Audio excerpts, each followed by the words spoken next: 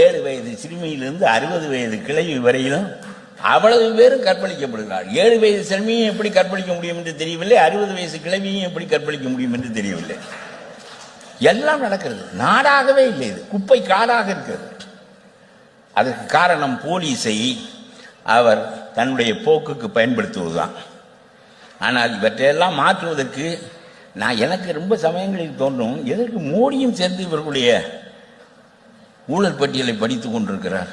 அந்த மந்திரி செய்தார், இது அதை நான் தான் வழக்கம் இல்லாமல் புலம்பிக்கிட்டு இருக்கேன். எனக்கு ஒரு சக்தியும் இல்லை, நான் புலம்புறது. நான் எதுக்கு மோடி புலம்ப வேண்டும் என்று கேட்டேன். இங்கே மதுரைக்கு வந்தபோது எடப்பாடியாரையும் வைத்துக்கொண்டு பெரிய பட்டியல் சொன்னார். அடித்து இறக்கினால் மண்டையில் ஆணி அடித்தது போல இறக்குவதற்குரிய அதிகாரம் உங்களிடம் இருக்கின்ற போது, அதை மாற்றி செய்வதற்கான காரியங்கள் இருக்கின்ற போது நீங்களும் மக்களிடம் சொல்லி சலித்து போய்விட்டது. 50 ஆண்டுகளாக இவ்வளவு குற்றங்களுக்கிடையே அப்பனும் மகனும் மாறி மாறி வந்து கொண்டிருக்கிறார்கள்.